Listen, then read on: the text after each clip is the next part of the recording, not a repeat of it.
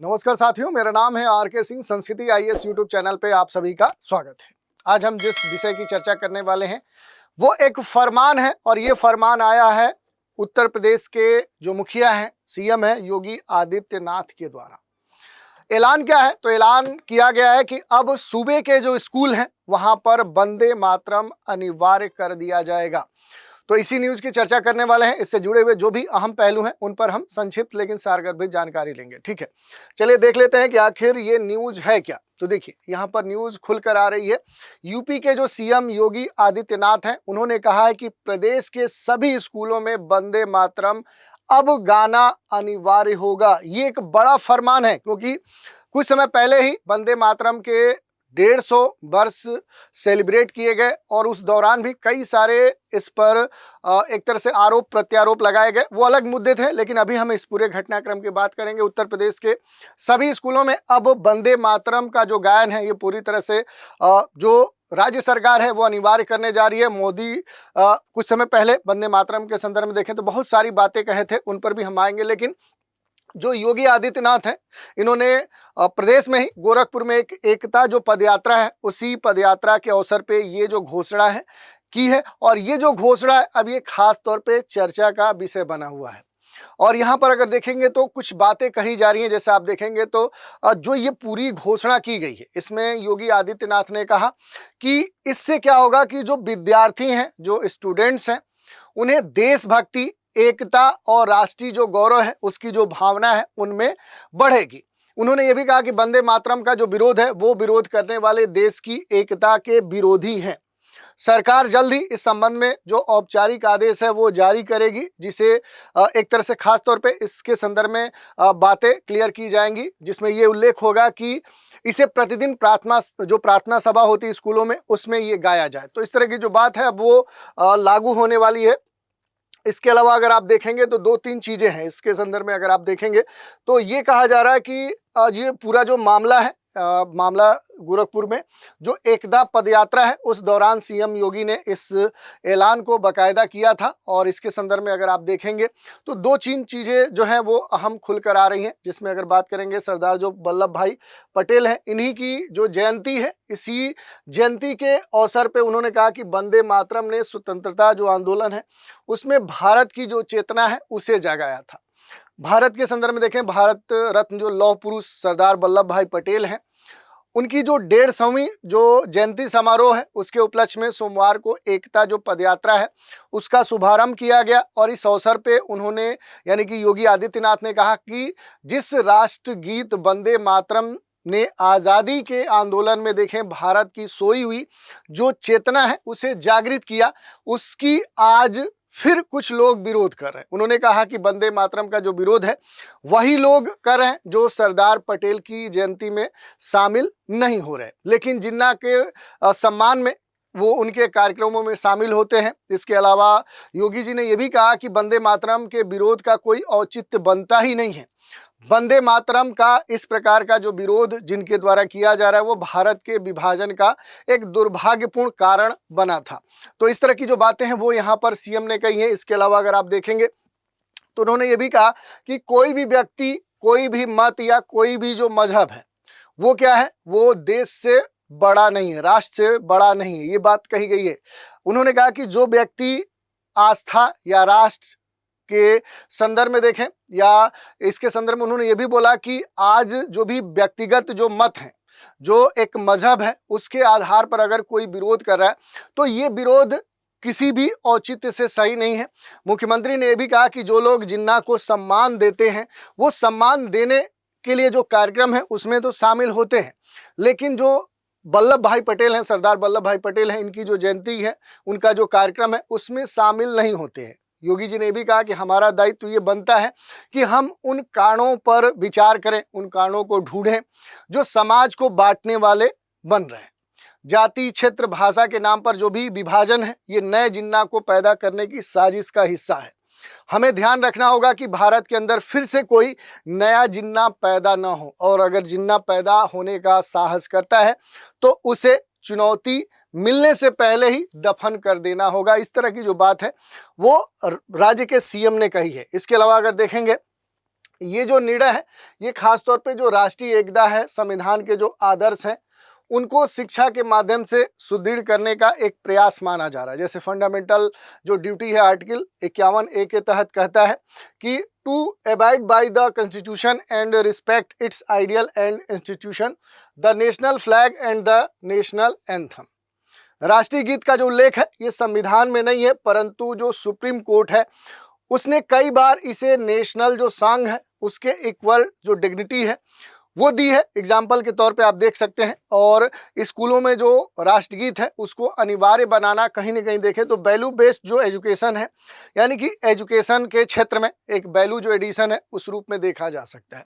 तो ये न्यूज़ थी, ये खास तौर पे चर्चा में। अब इससे जुड़ी हुई कुछ महत्वपूर्ण बातें हैं। जैसे देखिए, अगर वंदे मातरम की बात करें कि आखिर वंदे मातरम है क्या, और इसी के संदर्भ में देखें तो देश के जो प्रधानमंत्री है उन्होंने कई सारी बातें कही। जैसे वंदे मातरम एक मंत्र है, एक स्वप्न है, संकल्प है और ऊर्जा है। ये कौन कह रहा है? तो देश के प्रधानमंत्री कह रहे हैं। इन्होंने कहा कि ये जो गीत है ये माँ भारती के प्रति समर्पण है और आराधना है, और इसके जो शब्द हैं हमें कहाँ ले जाते हैं, वो हमारे जो ऐतिहासिक पल हैं उनमें ले जाते हैं। ये बात किसके द्वारा कही गई? तो देश के प्रधानमंत्री के द्वारा कही गई। प्रधानमंत्री ने खास तौर पे बहुत सारी बातें कही जिस पर हम बात कर सकते हैं, लेकिन आज का जो मुद्दा है वो अलग है। अगर हम बात करें कि प्रधानमंत्री ने क्या कहा, तो प्रधानमंत्री ने ये कहा कि रविंद्रनाथ टैगोर ने एक बार कहा था कि बंकिम चंद्र का जो आनंद मठ है वो सिर्फ क्या है, एक उपन्यास नहीं है, ये स्वतंत्र भारत का एक सपना है। और इसी संदर्भ में प्रधानमंत्री ने इस वंदे मातरम को स्वप्न कहा है। बंकिम बाबू ने जो भी ये शब्द गढ़े, जो शब्द बनाए, उसका गहरा मीनिंग है, ये प्रधानमंत्री ने कहा है। और इस गीत की जो रचना की गई वो गुलामी के दौर में की गई थी, जब भारत आज़ाद नहीं था। लेकिन ये सिर्फ उसी समय तक सीमित नहीं है। वंदे मातरम क्या है कि हर युग में प्रासंगिक है, ये बात प्रधानमंत्री ने कही है। पीएम ने यह भी जोड़ा कि 1875 में बंकिम चंद्र ने जो खास तौर पे देखें जो बंग दर्शन है उसमें वंदे मातरम प्रकाशित किया।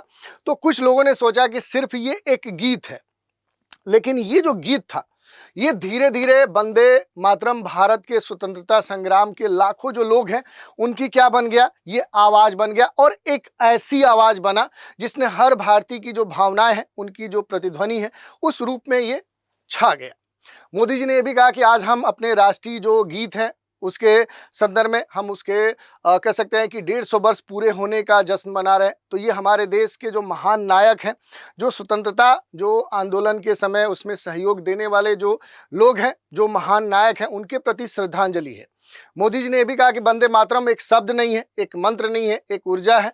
ये क्या है, पूरी तरह से क्या है कि बहुआयामी कह सकते हैं कि ये हमारे लिए एक क्या है, एक थाती है। तो वंदे मातरम शब्द एक मंत्र, एक स्वप्न, एक ऊर्जा का एक जीता जागता उदाहरण है। वंदे मातरम हमें हमारे इतिहास में ले जाता है, ये हमारे भविष्य को नया हौसला देता है। तो इस तरह की जो बातें हैं वो देश के प्रधानमंत्री ने कही है।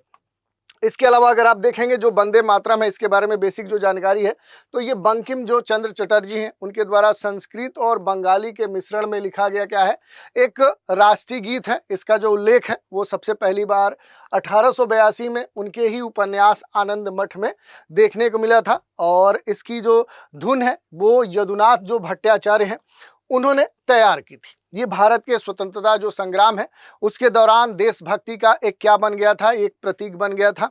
इसके बारे में पूरा यहाँ पर आप देख सकते हैं कि अलग अलग जो ये मूल गीत है उसके यहाँ पर उदाहरण दिया गया है। और इसमें से कुछ जो पार्ट हैं उनको वंदे मातरम के रूप में अपने देश में गाया जाता है। इसको लेकर भी कुछ समय पहले विवाद हुआ था कि आखिर पूरे जो गीत है उसको क्यों उठाया नहीं गया, इसमें कुछ क्या धार्मिक भावनाओं को ध्यान में रखते हुए जो नेहरू हैं उन्होंने इसे हटवाया। तो इस तरह के जो आरोप प्रत्यारोप हैं वो एक अलग मुद्दा है। अगर वंदे मातरम के राष्ट्रीय गीत बनने की कहानी की बात करेंगे तो 7 नवंबर जो 1875 है उसको बंकिम चंद्र जो चटर्जी है उन्होंने वंदे मातरम को पहली बार साहित्यिक जो पत्रिका बंग दर्शन है वहाँ पर प्रकाशित किया। फिर 96 में भारतीय राष्ट्रीय कांग्रेस के अधिवेशन में जो रविंद्रनाथ टैगोर हैं उन्होंने मंच पर वंदे मातरम गाया। ये पहला मौका था जब ये जो गीत है ये सार्वजनिक रूप से राष्ट्रीय स्तर पे गाया गया।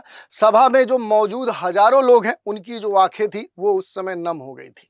अगर बात करें एक और घटनाक्रम की, तो वंदे मातरम जो गाना है, इस पर गाने पर बच्चों पर 5 रुपए का जो जुर्माना है वो भी लगाया गया था, क्योंकि 1905 में बंगाल जो विभाजन है उसके विरोध में देखें तो वंदे मातरम की जो धुन है ये जनता की आवाज बन गई थी। रंगपुर के एक स्कूल में बच्चों ने ये गीत गाया तो ब्रिटिश प्रशासन ने 200 छात्रों के ऊपर 5-5 रुपए का जुर्माना लगा दिया। तो इस तरह की जो बातें हैं वो उस समय देखने को मिली थी। इसके अलावा कुछ और महत्वपूर्ण बातों की अगर हम चर्चा करें तो देखिए, संविधान सभा में जो वंदे मातरम है इसको राष्ट्रीय गीत घोषित किया गया। तो देश को आज़ादी मिलने के बाद देखें तो जो संविधान सभा है उसको राष्ट्रगीत तय करना था, और 24 जो जनवरी कह सकते हैं 1950, ये जो समय है, ये जो डेट है, ये महत्वपूर्ण हो जाती है, क्योंकि संविधान सभा के जो अध्यक्ष थे डॉक्टर राजेंद्र प्रसाद, उन्होंने ये कहा कि वंदे मातरम जो गीत है इसने भारत के स्वतंत्रता संग्राम जो भी फ्रीडम जो मूवमेंट था उसमें एक ऐतिहासिक भूमिका निभाई है, और इसे राष्ट्रगीत जनगण मन के बराबर क्या होना चाहिए, सम्मान और दर्जा दिया जाएगा। इसके साथ ही वंदे मातरम को भारत के राष्ट्रीय गीत के रूप में घोषित कर दिया गया, और इससे जुड़ी बहुत सारी बातें हैं जिनको आप देख सकते हैं। जैसे इसे शुरू में स्वतंत्र रूप से लिखा गया था और बाद में बंकिम चंद्र चटर्जी के उपन्यास आनंद मठ में 1882 में शामिल किया गया। पहली बार कब ये गाया गया, राजनीतिक नारे के रूप में वंदे मातरम का पहली बार जो प्रयोग है वो 7 अगस्त 1905 को किया गया था। 1907 में जो मैडम भीकाजी कामा है, उन्होंने बर्लिन के स्टटगार्ट में भारत के बाहर पहली बार तिरंगा झंडा फहराया और इस झंडे पर वंदे मातरम लिखा हुआ था। 24 जनवरी 1950 को संविधान सभा ने भारतीय राष्ट्रीय गीत के रूप में इसे अपनाया, और राष्ट्रगीत को राष्ट्रगान के समान ही सम्मान दिया जाता है, लेकिन किसी भी अवसर पे इसे गाना अनिवार्य नहीं बनाया गया है। लेकिन अब क्या है कि अब जो उत्तर प्रदेश के मुखिया है वो इसे सभी स्कूलों में राज्य के गाना अनिवार्य बना रहे हैं। अब थोड़ा सा बात कर लेते हैं कि आखिर जो बंकिम चंद्र चटर्जी हैं आखिर ये कौन थे। तो देखिए, वंदे मातरम के जो रचनाकार हैं बंकिम चंद्र चटर्जी हैं, 19वीं सदी के बंगाल के मशहूर साहित्यकार माने जाते हैं। इनका जो जन्म है ये 27 जून 1838 में हुआ था। नैहाटी जो बंगाल है वहीं पर इनका जन्म हुआ था। उपन्यास, कविता, निबंधों के जरिए जो बंगाल जो साहित्य है उसके साथ ही उन्होंने राष्ट्रवाद का एक अलग जगाया था। धीरे धीरे ये जो अलग थी ये सूरज की जो रोशनी है उस तरह पूरे देश में फैल गई। आनंद मठ, जो कपाल कुंडला, दुर्गेश नंदिनी और देवी चौधराइन जैसी इनकी रचनाएं हैं जो खास तौर पे चर्चा में रहती हैं। इसमें गुलामी के दौर की जो सामाजिक जकड़न है उसे खास तौर पे पेश किया है इन्होंने। इनके निधन की बात करें तो इनका जो निधन है वो 8 अप्रैल 1894 को कोलकाता में ही हो गया था। पेशे से ये लेखक, कवि, उपन्यासकार, निबंधकार और पत्रकार थे। कलकत्ता यूनिवर्सिटी से इन्होंने शिक्षा प्राप्त की थी, और जो महत्वपूर्ण रचना है उनको आप देख सकते हैं। दुर्गेश नंदिनी पहला बांग्ला जो उपन्यास है उस रूप में जाना जाता है। कपाल कुंडला, 20 वृक्ष, कृष्ण कांतर विल, देवी चौधराइन, ये इनके प्रमुख रचनाएं हैं जिनको आप देख सकते हैं। ये आपसे प्रश्न भी पूछे जा सकते हैं। इसके अलावा इस टॉपिक पर आपके मेंस के भी प्रश्न पूछे जा सकते हैं। जैसे कुछ उदाहरण के तौर पे प्रश्न हम रखते हैं। राष्ट्रीय प्रतीकों का जो अनिवार्य प्रयोग है ये नागरिकों में देशभक्ति बढ़ा सकता है, परंतु इससे अभिव्यक्ति की जो स्वतंत्रता है, जो धार्मिक विविधता है, उसको चुनौती भी उत्पन्न हो सकती है। ये जो स्टेटमेंट है इसके समीक्षा आपसे पूछी जा सकती है। ऐसे ही शिक्षा नीतियों में जो मूल्य आधारित शिक्षा है इस पर आपके प्रश्न पूछे जा सकते हैं कि जो वैल्यू बेस्ड एजुकेशन है उसके अंतर्गत राष्ट्रीय गीत या राष्ट्रगान का जो अनिवार्य पाठ है ये कितना प्रभावी हो सकता है, और इसके संदर्भ में संविधान के जो मूल्य हैं उनके संदर्भों में चर्चा कीजिए। वंदे मातरम जैसे जो प्रतीक है इनका अनिवार्य जो प्रयोग है क्या भारतीय संविधान की जो धर्मनिरपेक्षता है उसकी भावना के अनुरूप है, तर्क के साथ स्पष्ट कीजिए। ऐसे और भी बहुत सारे प्रश्न आपके पूछे जा सकते हैं। जैसे देखिए, देशभक्ति एक नैतिक मूल्य के रूप में क्यों महत्वपूर्ण है, वंदे मातरम के अनिवार्य पाठ के निर्णय को इस दृष्टि से स्पष्ट कीजिए। तो ऐसे बहुत सारे प्रश्न बन सकते हैं। इस पर ऑब्जेक्टिव प्रश्न भी आपके पूछे जा सकते हैं। जैसे देखिए, अगर हम बात करेंगे तो वंदे मातरम पहली बार भारतीय राष्ट्रीय कांग्रेस के किस अधिवेशन में गाया गया।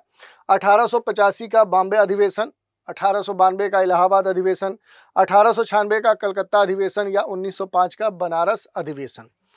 इसके अलावा एक महत्वपूर्ण आप सभी के लिए सूचना है, चिल्ड्रंस डे के अवसर पर एक महत्वपूर्ण जो ऑफर है वो संस्कृति IAS के द्वारा प्रदान किया जा रहा है।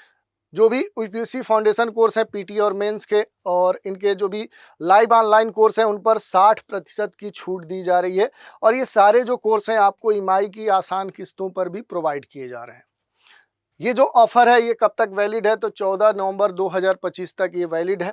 इसके अलावा भी अगर कोई जानकारी चाहते हैं तो उसके लिए इस नंबर पे आप कांटेक्ट कर सकते हैं।